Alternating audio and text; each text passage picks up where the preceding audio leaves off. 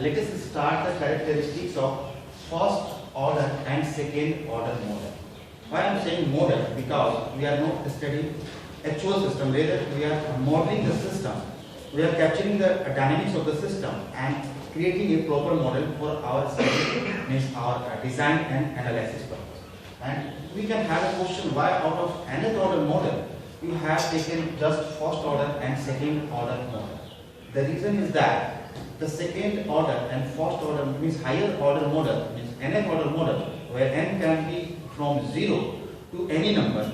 Nth order model can be approximately modeled to first order or approximately represented to first or second order model. That's why a proper attention is needed to recognize the particular characteristics of the first order and second order model. Okay, because higher order model can be approximately represented in terms of, the series combination can be, means you can break higher order model in a block of series combination, and those consist of either first or second. Okay, that's why proper attention is needed for first and second order model. Now first start with the first order.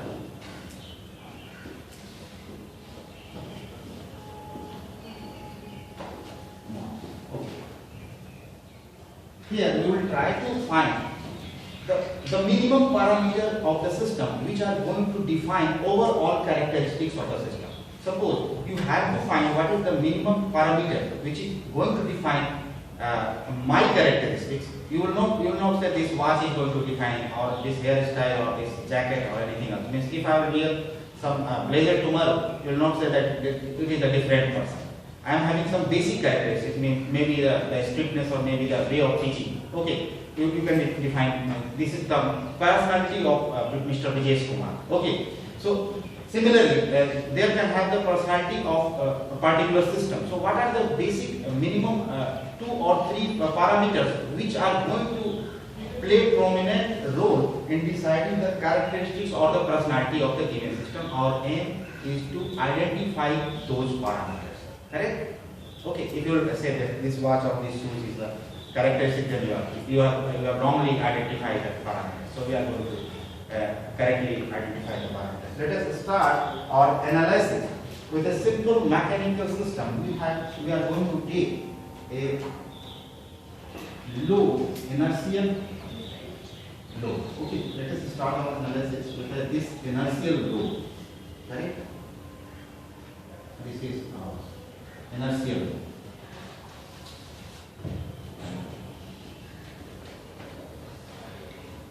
Inertial load of moment of inertia G. You might be aware of the moment of inertia because this is the mechanical equivalent of your mass, means rotational equivalent. Okay, translational system, whatever the role of mass in translational system is played by moment of inertia G in rotational system. Correct? Physics, mechanics. Okay, I think third or fourth of class 11. Correct?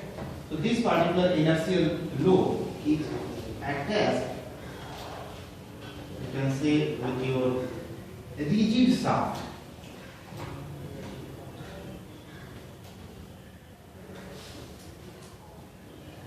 Rigid shaft, by saying this shaft is rigid, means there is no twisting. Twisting of shaft is possible, or alternatively, mathematically, you can say the spring constant for this shaft is equal to 0. Correct? Okay. Now, the excitation we are going to take is T. Correct? T of T. And the corresponding output variable in which you are interested, I am going to take is your rotation momentum. Correct? And one more thing I am going to define, means there might be some drag or some frictional force. I am going to represent schematically like this. This is the, you can say, the frictional environment to the system. And I am going to say this corresponding frictional coefficient or corresponding damping coefficient is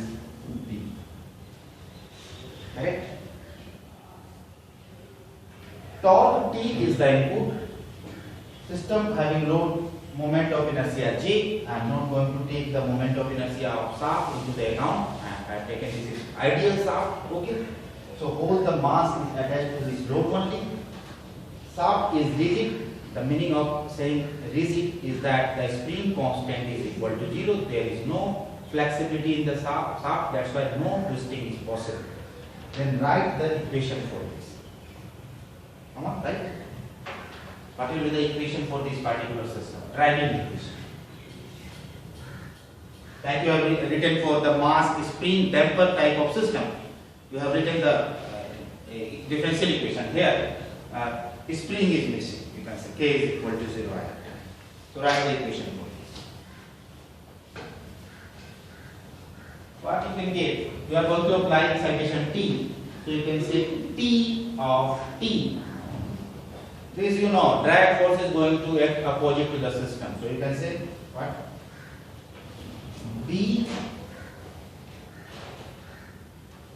theta equals. Instead of x, because we are dealing with the rotational motion, you will say B theta. Or you can equivalently write theta. Correct? Will be equal to what? Z theta dot dt. Here I am going to erase this. Theta dot means angular, theta double dot means angular acceleration. Correct? This is equivalent to force minus dx is equal to mass m d2x upon dt. Now take the Laplace transform of this and represent, try to find out the transfer function for this particular system. If you will take the Laplace transform, you will get torque Ts minus what? B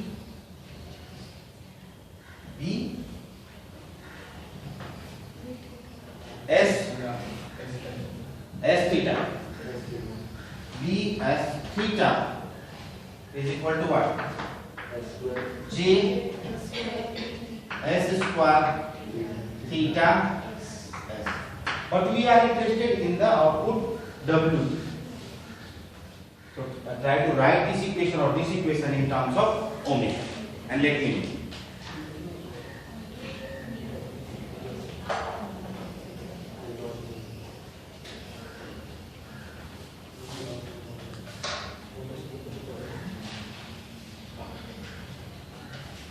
This was even theta dot velocity. It was not theta dot. Correct?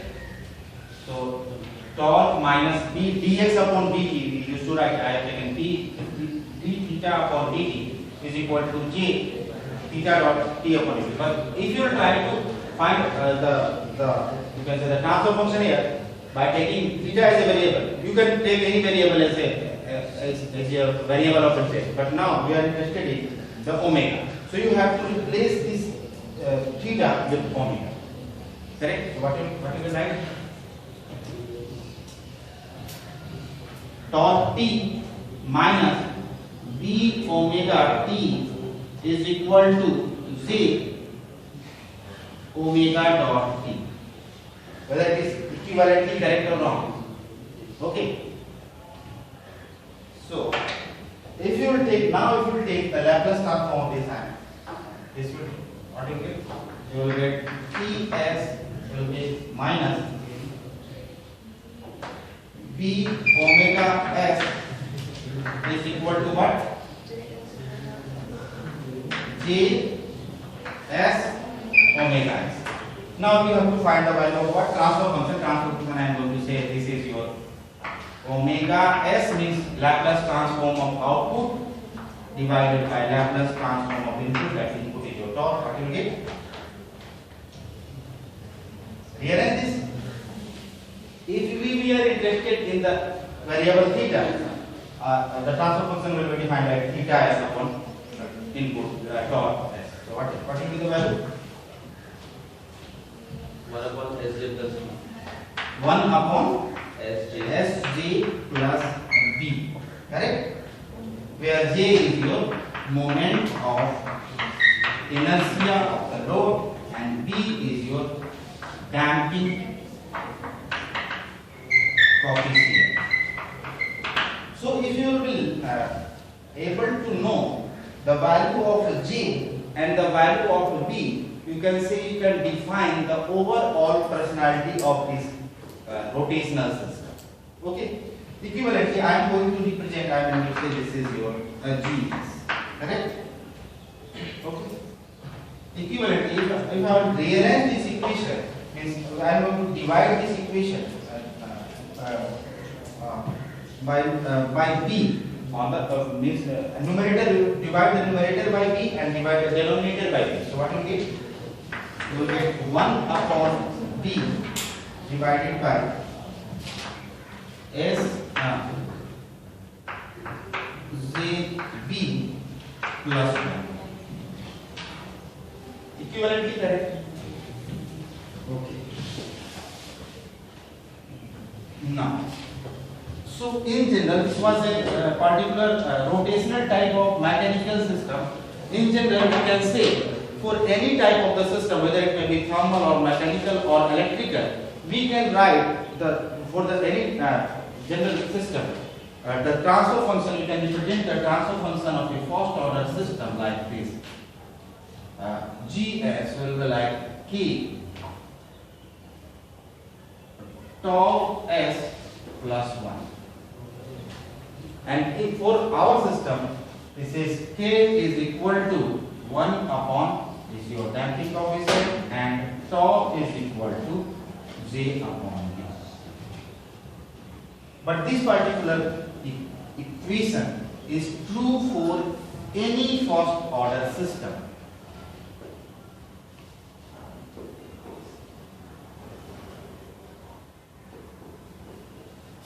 Why I am saying this particular system is of first order? Because here is S to the power 1.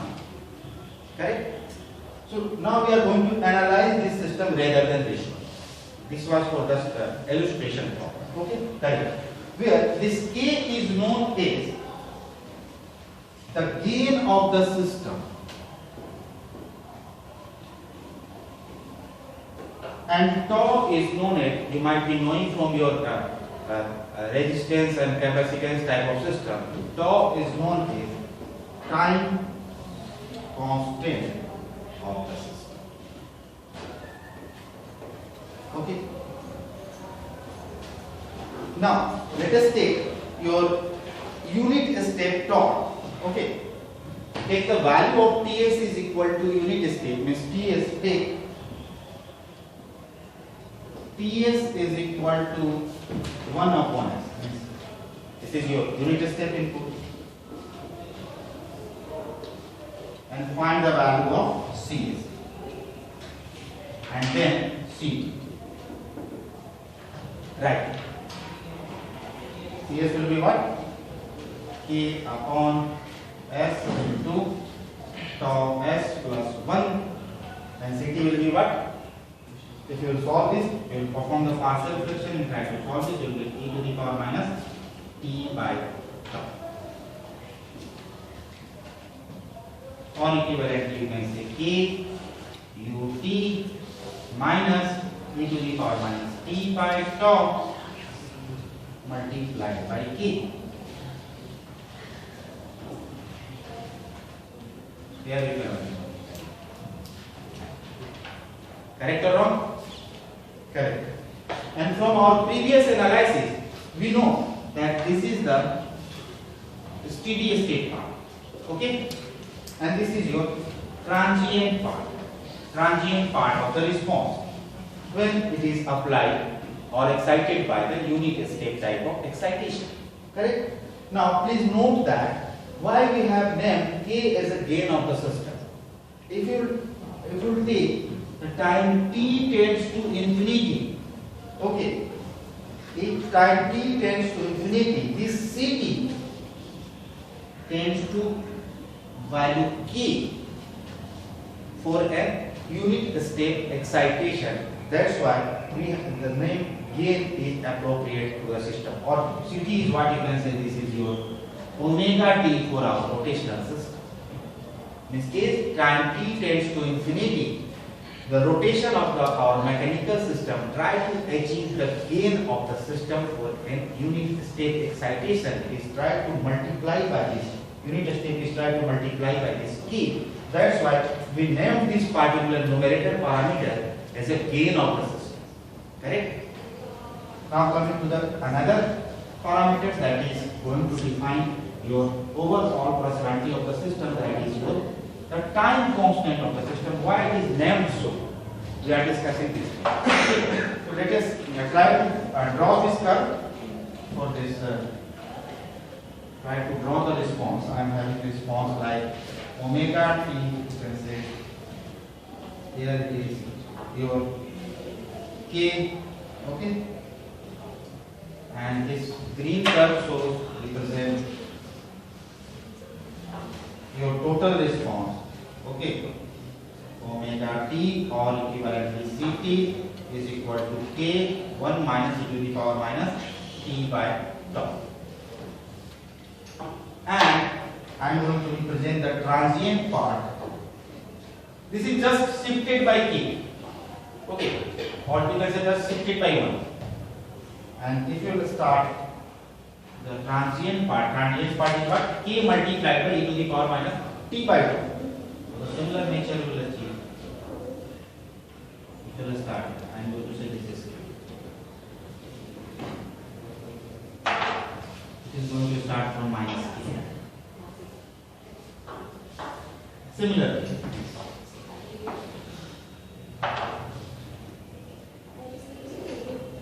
okay. Similar. This is what it is your minus k e to the power minus t upon tau. This is your transient part of response. This is your total response. This is your time t.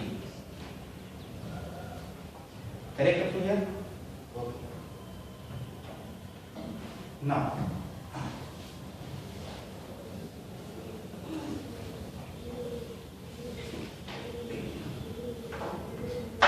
you can note that this transient is dying out slowly. Correct? And this your total response, or you can say in our rotational system, your angular velocity try to achieve this value k. And k is the gain of the system. In this particular case, it is 1 upon k. And for another for other systems, it will be some different value. Okay. Now focus on this particular exam. Now I am interested to find the initial rate of decay. How can you find the initial rate of decay of this transient term? Means for finding the initial rate of decay of this particular transient term, you can take the differential of this minus k e to the power minus t upon tau upon dt, and at t is equal to 0. Because at t is equal to 0, it will provide you the initial rate. Take this value, what is the value? If you solve this, you will get k upon tau. Correct? K upon tau. So it will be just a straight line. You know, the differential is just a tangent to the curve, and I am finding the differential at t is equal to 0. So if this particular k upon tau will be tangent to this particular transient part, curve given by transient part at t is equal to 0. So you should try to find this is your k.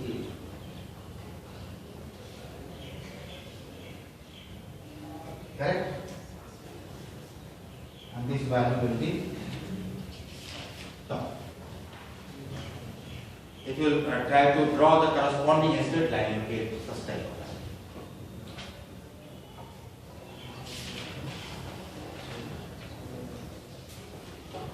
Correct up here?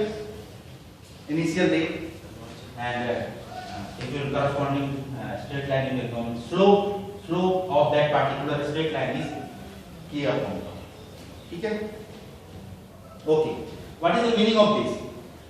This particular transient part is start to decay with an initial rate of k upon tau, and if this particular decay would have been continued, this transient part will be totally disappear at time t is equal to tau. And see if your system, if this particular initial rate of decay will continue to exist for this given system, the transient part will be completely decay, or in other words you can say the steady state response will be achieved after t is equal to tau. That's why this particular term tau is known as the time constant of the system. Correct?